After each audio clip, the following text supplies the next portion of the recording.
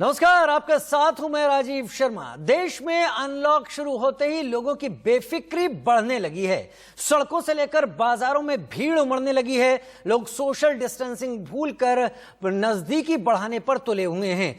Market से लेकर malls में कोरोना गाइडलाइंस की धज्जियां उड़ने लगी हैं। लोग ये मानने को तैयार ही नहीं कि अभी कोरोना देश से गया नहीं है। प्रधानमंत्री मोदी तक को कहना पड़ा है कि कोरोना का खतरा गया नहीं है। कोविड प्रोटोकॉल को मानना जरूरी है। इतना ही नहीं, आज दिल्ली हाई कोर्ट को भी फटकार लगानी पड़ी कि अगर इतनी मौत के बाद भी लोग कोविड प्रोटोकॉल नहीं मान रहे तो ऐसे लापरवाहों को सबक सिखाएं। बाजारों, मॉल्स, दफ्तरों में उमड़ी भीड़ देखकर दिल्ली हाई कोर्ट नाराज है। हाई कोर्ट ने केंद्र, दिल्ली पुलिस और दिल्ली सरकार को नोटिस भेजकर स्टेटस की रिपोर्ट मांगी है। इससे इतर गुजरात से कोरोना का एक ऐसा मामला सामने आ गया जिससे लोगों के होश उड़ गए। अहमदाबाद के बीचों बीच से निकलने वाली साबरमती के पानी में कोरोना संक्रमण मिला। नदी से लिए गए सैंपल की रिपोर्ट के बाद 25% में कोरोना संक्रमण मिला है। इतना ही नहीं, यहां पर 2 तालाब जो कि यहाँ के प्रसिद्ध तालाब हैं, वहां भी कोरोना संक्रमण मिला है। अब सवाल उठता है कि क्या पानी तक में कोरोना का संक्रमण फैल चुका है? पानी में कोरोना का वायरस कैसे पहुंचा, इस पर हम बात करेंगे। साथ ही कोरोना के डेल्टा प्लस वेरिएंट की भी बात होगी। हम ग्राउंड पर भी जाएंगे, एक्सपर्ट से भी बात करेंगे। तो अगले 1 घंटे हमारे साथ बने रहिए आप कोविड ओपीडी में। और वायरस को लेकर लोगों की बढ़ती लापरवाही को लेकर प्रधानमंत्री मोदी ने भी अपील की है कि खतरा अभी टला नहीं है। यह वायरस रूप बदल रहा है, इसलिए और ज्यादा सावधान रहने की जरूरत है। हम लोगों ने देखा कि कोरोना वायरस का बदलना और बार बार बदलता स्वरूप किस तरह की चुनौतियां हमारे सामने ला सकता है। ये वायरस हमारे बीच अभी भी है और जब तक इसके म्यूटेड होने की संभावना भी बनी हुई है, इसलिए हर इलाज, हर सावधानी के साथ साथ आने वाली चुनौतियों से निपटने के लिए हमें देश की तैयारियों को और ज्यादा बढ़ाना होगा।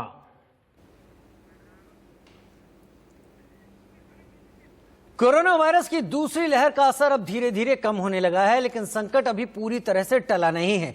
कोरोना को लेकर हर नए दिन के साथ कुछ नए खुलासे हो रहे हैं। अब ऐसा ही मामला गुजरात से सामने आया। यहाँ की जीवनदायिनी मानी जाने वाली साबरमती नदी में कोरोना वायरस पाया गया है। नदी के पानी के जो सैंपल्स लिए गए, उनके मुताबिक साबरमती नदी के पानी में 25% तक कोरोना संक्रमण पाया गया। इसके अलावा यहाँ के 2 तालाबों में भी कोरोना वायरस मिला है। ये स्टडी गांधीनगर आईआईटी के वैज्ञानिकों ने की है। मृत वायरस हैं। हमने वायरस के जीन्स का पता लगाया है, ना कि वायरस के वो हमारा मेथड में ही ऐसा है कि उसमें वायरस अगर जिंदा भी रहेगा तो मार के ही उसमें से आरएनए निकालते हैं और फिर जीन पता करते हैं। तो वो SARS-CoV-2 के जीन मिले हैं। एक आरएनए में कई सारे जीन होते हैं और वो एक सीक्वेंस में होगा तभी वो जिंदा होगा या इन्फेक्शन कर सकता है। तो इसलिए ये जीन है और इसलिए इससे इन्फेक्शन का खतरा नहीं है। लेकिन और 4 महीने में सिर्फ 5 दफ़ा ऐसा था कि पानी था तो में पॉजिटिव सैंपल थे। लेकिन जैसे वेस्ट वाटर सर्वेलेंस के कई सारे फ़ायदे निकल के आए थे कि हम अर्ली वार्निंग कर सकते हैं और कम्युनिटी मैनेजमेंट कर सकते हैं, उसी तरीके से इसके भी मुझे उम्मीद है कि कई और सारे फ़ायदे निकल के आएंगे जो कोविड-19 को मैनेज करने में मददगार साबित होंगे।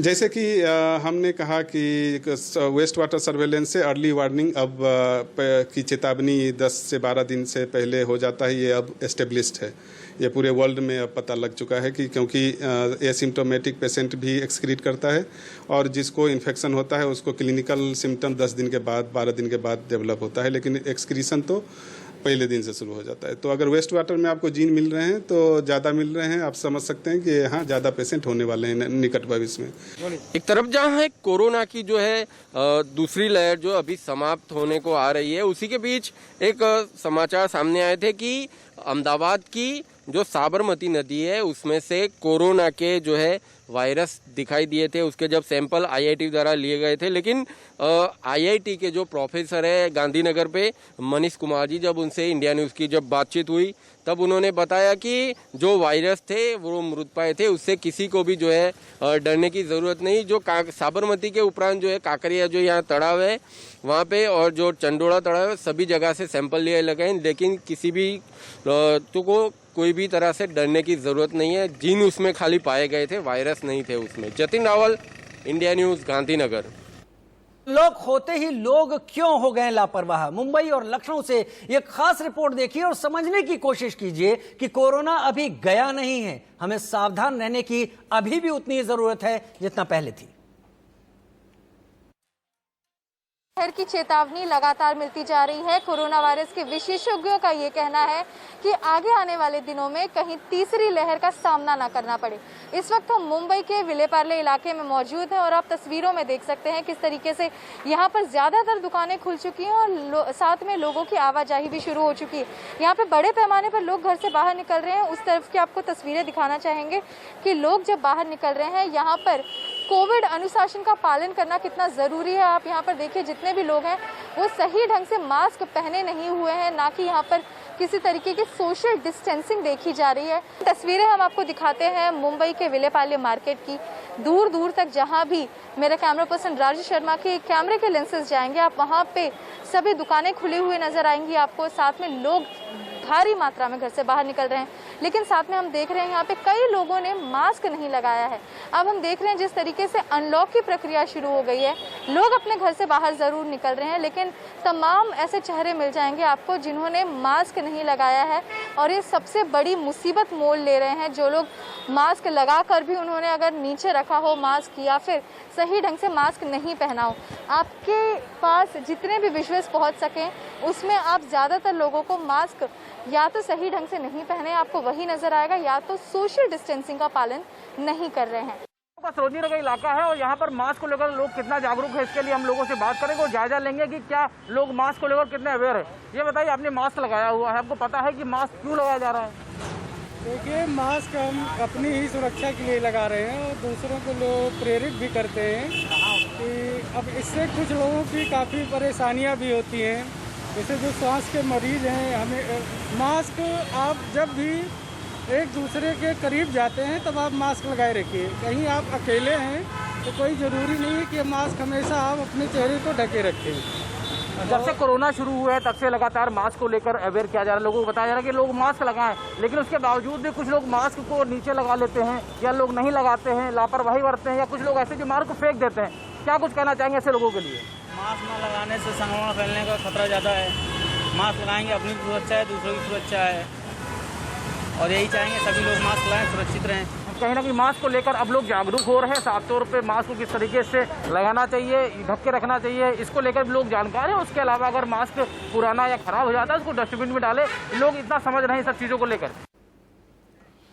और कोरोना के इस काल में जहां तमाम संस्थाएं ऐसा काम कर रही हैं जिसके चलते जो लोग कोरोना के डर में इस वक्त जी रहे हैं उन्हें बेहतर मदद और ऑनलाइन मदद मिल सके, इंडिया न्यूज पर मेडी बडी के सीईओ सतीश कनन इस वक्त जुड़ गए हैं। सतीश कनन जी, स्वागत है आपका। कोरोना काल में मेडी बडी लोगों की भरपूर मदद कर रहा है और ये हमें पता है कि सबसे बड़ा हेल्थ का डिजिटल प्लेटफॉर्म है मेडी बडी, जो कि 24 घंटे सातों दिन लोगों को हेल्थ केयर फैसिलिटी मुहैया करवाता है। सबसे पहला सवाल आपसे हमारा ये कि कोविड की थर्ड वेव पर आप क्या कहेंगे? सेकेंड वेव काफी डेडली रही, फर्स्ट वेव में हम संभल नहीं पाए थे, थर्ड वेव को लेकर आप क्या कहेंगे? हाँ, मुझे यहाँ बुलाने के लिए धन्यवाद। बहुत सारे देशों ने थर्ड वेव का अनुभव पहले से ही कर लिया है। मेरे हिसाब से भारत में भी आ सकती है। थर्ड वेव का आना बहुत सारी चीजों पर डिपेंड करता है, जैसे कितने लोगों को वैक्सीन लग चुकी है, हम सोशल डिस्टेंसिंग कैसे बनाए रखते हैं, और कितने जल्द से जल्द वेरिएंट्स एक कोरोना के वेरिएंट्स को डिटेक्ट करते हैं और उन्हें रोकने की कोशिश करते हैं। देखिए, हम लोग थर्ड वेव को रोक तो नहीं सकते हैं, लेकिन हमारा कल हमारा आज पर डिपेंड करता है। इसके लिए हमें प्लानिंग की जरूरत है। सेकेंड वेव में ऑक्सीजन की कमी, बेड्स और दवाइयों की भी कमी देखा था। थर्ड वेव में ऐसा बिल्कुल ना हो, इसके लिए हमें प्लानिंग करनी है और हम सबको अभी वैक्सीनेशन लगवाना बहुत जरूरी है। तो मास्क लगाइए, वैक्सीनेशन कीजिए, भीड़ भाड़ वाले इलाकों से दूर रहिए और अपने परिवार और घर वालों का भी ध्यान रखें। ठीक है सतीश कन्नन जी, लेकिन वैक्सीन की आपने बात कही, वैक्सीन लेना, लोगों तक एक मैसेज पहुंचाना भी जरूरी है कि ये बहुत जरूरी है। आपको क्या लगता है कितना जरूरी है आज के दौर में वैक्सीन लेना और इससे कितना बड़ा चेंज आ सकता है? हाँ, वैक्सीन करवाना बहुत जरूरी है। वैक्सीन लगवाने के बाद अगर आप वायरस के संपर्क में आते हैं तो वैक्सीनेशन आपके इम्यून सिस्टम के साथ काम करेगा और वायरस से लड़ने की शक्ति बढ़ाएगा। वैक्सीनेशन कराने के बाद आपको सिम्टम्स भी बहुत कम दिखाई देते हैं और कोविड का असर आपकी लंग्स पर कम पड़ता है।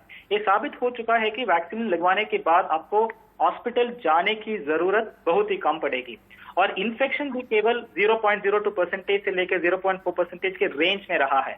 तो इसके बाद साथ साथ ये डेथ रेट, कोविड से होने वाली डेथ रेट, मौतों का नंबर भी कम हुआ है। तो वैक्सीनेशन के ऐसे बहुत सारे पॉजिटिव इफेक्ट्स नजर आए हैं, तो वैक्सीनेशन करवाना बहुत जरूरी है। और मेडिबडी ने भी 350 से भी ज्यादा हॉस्पिटलों के साथ टाई अप की है ताकि वैक्सीनेशन ज्यादा से ज्यादा लोगों तक पहुंच सके। तो आप सबसे हमारी विनती है कि अपने लिए और अपने परिवार के लिए जरूर वैक्सीनेशन कीजिए और सुरक्षित रहिए। सतीश जी, बहुत सारी लोग समस्याएं अपने सामने रख रहे हैं इस कोविड के पीरियड में और तमाम सवाल आगे रख रहे हैं। मेरा सवाल आपसे ये है कि पोस्ट कोविड जो हार्ट एलिमेंट्स हैं, हार्ट प्रॉब्लम्स हैं, उसको लेकर क्या आप कहेंगे? कितना ज्यादा सीवियर हैं, कितना ज्यादा परेशान होना चाहिए इन समस्याओं को लेकर? हाँ, देखिए, हम इंडियंस को हृदय की बीमारी होने की ज्यादा संभावना होती है। इसे हम जेनेटिक प्री डिस्पोजिशन कहते हैं। तो हमने ये भी देखा है कि एक उम्र के बाद लोगों को हृदय से जुड़ी बीमारी हो जाती है, जिसके कई कारण है, जैसे हमारा खान पान, व्यायाम न करना इत्यादि। कोविड की वजह से ये जो रिस्क है और बढ़ जाता है। इसलिए बताया जा रहा है कि जिन लोगों को कोविड हुआ है और वो ठीक भी हुए हैं, उन्हें हृदय से जुड़ी बीमारी होने की आशंका है। अगर आपको कोई भी तकलीफ है, आप तुरंत डॉक्टर से मिलिए या डॉक्टर से ऑनलाइन पर बात कीजिए। हमें ये नहीं भूलना चाहिए कि हमारा देश कोविड मुक्त नहीं हुआ है और अगर आपको कोई भी सवाल है स्वास्थ्य संबंधित तो आप तुरंत ही डॉक्टर से ऑनलाइन पर बात कीजिए और सुरक्षित रहिए। सतीश जी, कोविड के चलते कई सारे चेंजेस भी आए हैं, हमारे बिहेवियर में चेंज आए हैं, हमारे तमाम रिलेशंस या तमाम बातों में भी चेंज आए हैं। क्या टेलीमेडिसिन का जो एक एरिया है ये पहले नहीं था? क्या कोविड के चलते आप इसमें बदलाव देखते हैं और टेलीमेडिसिन को आप कितना जरूरी समझते हैं अब फ्यूचर के लिए? जरूर। तो देखिए, हमारे देश की आबादी लगभग 125 करोड़ है, ये तो आपको पता है। लेकिन क्या आपको पता है, इतने सारे लोगों के लिए हमारे पास सिर्फ 2 लाख स्पेशलिस्ट डॉक्टर्स हैं और वो भी बड़े बड़े शहरों में, जिसके कारण छोटे शहरों के लोग कभी इन स्पेशलिस्ट डॉक्टर्स तक पहुंच ही नहीं पाते हैं। कोविड के आने के बाद अगर हम सिचुएशन को देखें तो लोग डॉक्टर्स के पास नहीं जा पा रहे थे। जिनके घर में छोटे छोटे बच्चे हैं या फिर बुजुर्ग लोग हैं जिन्हें डायबिटीज या बीपी जैसे बीमारियां हैं, वो लोग भी अपने ऐसी बीमारियों के लिए डॉक्टर के पास नहीं जा पा रहे थे। ऐसे में टेलीमेडिसिन ने अपना कमाल दिखाया है, जिससे आप बड़े शहरों के डॉक्टर के साथ ऑनलाइन पर, वीडियो कॉल पर बात कर सकते हैं, चाहे वो कोविड के लिए हो या फिर किसी और बीमारी के लिए। ऐसी हालातों में मेडिबडी ने टेलीमेडिसिन की सुविधा दी है और देश के हर कोने तक पहुंचा है। हर रोज 35,000 लोग से ज्यादा लोग मेडिबडी का ऐप का इस्तेमाल करके अपनी हेल्थ केयर नीड्स को पूरा करते हैं। मेडिबडी के 1100 एम्प्लॉइज पूरी लगन से ये प्रयत्न कर रहे हैं ताकि आप सब तक हाई क्वालिटी हेल्थ केयर पहुंच सके। इस पैंडेमिक के चलते लोगों की मदद करने के लिए मेडिबडी ने एक नया प्रोडक्ट भी लॉन्च किया है, जिसे मेडिबडी गोल्ड कहते हैं। एक सब्सक्रिप्शन है जिसके माध्यम से आप अपने और अपने पूरे परिवार की सेहत का ध्यान रख सकते हैं। इस सब्सक्रिप्शन से आप 18 डिपार्टमेंट के डॉक्टर के साथ कितनी भी बार 1 साल के लिए वीडियो पर बात कर सकते हैं और इसी के चलते मेडिबडी गोल्ड एक यूजफुल प्रोडक्ट रहा है और ऐसे ही बने रहेगा। तो आपको भी ट्राई करना है। इस प्रकार टेलीमेडिसिन कोविड के समय में पूरी तरह से लोगों की सहायता करने की कोशिश कर रहा है, यानी कनेक्ट कायम करने की कोशिश कर रहा है। वो लोग जो कि कोविड से बचे रहना चाहते हैं और वो बाहर ना निकलें, वो ऑनलाइन टेलीमेडिसिन के जरिए अपनी मदद कर सकें डॉक्टर्स की सलाह पर। सतीश जी, हॉस्पिटल्स को आप देख रहे होंगे, हॉस्पिटल्स में भी एक बहुत बड़ा चेंज आया है। टेलीमेडिसिन के इस दौर में हॉस्पिटल खुद को कैसे बदल रहे हैं और क्या आपको लगता है कि ट्रीटमेंट का जो ट्रेडिशनल तरीका था या पेशेंट डॉक्टर के पास जाता था, दवाई लेता था, वो अब टेलीमेडिसिन उसमें कितना बड़ा एक नया रूप ला रहा है, नया चेंज ला रहा है? हाँ, डेफिनेटली। सो देखिए, कोविड के समय में 3 प्रकार के बड़े चेंज आए हैं। तो पहले बात करते हैं डॉक्टर्स और हॉस्पिटल्स में जो चेंज आई है। तो लॉकडाउन की वजह से लोग डॉक्टर से नहीं मिल पा रहे थे, इसलिए उन्होंने टेलीमेडिसिन का इस्तेमाल करना शुरू किया। इन सब हालातों ने डॉक्टर्स को टेलीमेडिसिन की इंपॉर्टेंस, नेसेसिटी समझाई। हाँ, हॉस्पिटल्स को भी ये बात बहुत ही जल्दी समझ आई और उन्होंने भी टेलीमेडिसिन को अप्रिशिएट किया और तेजी से अपनाया। मेडिवेडिंग ने हॉस्पिटल्स और डॉक्टर्स की सहायता करने के लिए उन्हें ट्रेनिंग मॉड्यूल, ये जो सॉफ्टवेयर है उसे यूज करने के लिए आपको ट्रेनिंग मॉड्यूल चाहिए, तो हमने ये ट्रेनिंग मॉड्यूल दिया है और हॉस्पिटल्स ने भी उसे तेजी से अडॉप्ट किया ताकि वो पेशेंट्स को एक बेहतर अनुभव दे सके। अब हम गवर्नमेंट के बारे में बात करते हैं। गवर्नमेंट ने भी टेलीमेडिसिन का समर्थन करते हुए सारी गाइडलाइंस, रूल्स, गाइडलाइंस, रेगुलेशंस को बहुत तेजी से निकाला ताकि हेल्थ केयर, डॉक्टर्स और हॉस्पिटल्स ये सब फॉलो करें और सारे इंडियंस तक बेस्ट हेल्थ केयर पहुंच सके। और तीसरा है पेशेंट्स के तरफ से। शुरुआत में डॉक्टर्स के साथ बात करना मुश्किल था, इसके चलते उन्होंने टेलीमेडिसिन को अपनाया, लेकिन जब ये पेशेंट्स को टेलीमेडिसिन के फायदे नजर आए तो उन्होंने टेलीमेडिसिन के साथ ही आगे बढ़ने का निर्णय लिया। इसको कैसे समझते हैं, तो इसके लिए कंपैरिजन करते हैं। जैसे पहले लोग बैंक जाते थे, हम सब बैंक जाते थे, लेकिन डीमोनेटाइजेशन के बाद लोगों में व्यावहारिक बदलाव आया है और उसी के वजह से अब सब लोग इंटरनेट बैंकिंग का पसंद करते हैं जी। ऐसे ही कोविड के बाद टेलीमेडिसिन का भी इस्तेमाल करना पसंद करते हैं जी। ये ठीक है कि क्या हमें ये भी समझना है कि क्या हम सब कुछ ऑनलाइन कर सकते हैं? नहीं, आगे के लिए एक हाइब्रिड अप्रोच होने वाला है जिसे हम फिजिटल कहते हैं। तो मतलब 70% के कंसल्टेशन और डॉक्टर से मिलना आपको ऑनलाइन पे होगा, उसे हम 70% डिजिटल बोलते हैं, और 30% के लिए आपको डॉक्टर के साथ फिजिकल विजिट करनी होगी। तो इसलिए हमें उसे लेकिन फिजिटल अप्रोच, एक हाइब्रिड अप्रोच होने वाला है आने वाले साल में। इसलिए हमें एक कहना उचित है कि टेलीमेडिसिन हमारे देश की स्वास्थ्य सेवाओं के तरीकों में सुधार लाएगा और इसी प्रकार टेलीमेडिसिन सहायता कर रहा है और ऐसे ही बने रहेगा। यानी आपने जो 70-30 का आपने जो यहाँ पर अंतर दिया, उसके मुताबिक 30% जो लोग हैं वो बहुत कम केसेस होंगे जिनको बहुत ज्यादा जरूरत है, इससे डॉक्टर के पास भी एक क्राउड जैसी कंडीशन नहीं होगी। एक आखिरी सवाल आपसे छोटा सा मैं यहाँ पूछना चाहूंगा, और वो ये, क्या आप मानते हैं कि टेलीमेडिसिन को लेकर जो हेल्थ केयर सेक्टर ने उसने एक नए एरा में कदम रख दिया है अब? हाँ, डेफिनेटली मैं जो बोल रहा था, टेलीमेडिसिन हमारे देश के स्वास्थ्य हेल्थ इंडस्ट्री का भविष्य है और ये जो बदलाव है पेशेंट के साथ साथ डॉक्टर्स में भी बहुत अच्छा साबित हुआ है और ऐसे ही बने रहेगा। बहुत शुक्रिया सतीश कनन जी, सीईओ मेडिबडी से हमारे साथ इस वक्त जुड़े हुए हैं। टेलीमेडिसिन पर तमाम अपनी बातें रख रहे थे। तो एक बड़ा अप्रोच है, बड़ा चेंज है हेल्थ केयर सेक्टर्स में, हेल्थ केयर फैसिलिटी में। बहुत शुक्रिया हमारे साथ जुड़ने के लिए। फिलहाल एक छोटे से ब्रेक का वक्त तो चला है, जल्द हाजिर होते हैं।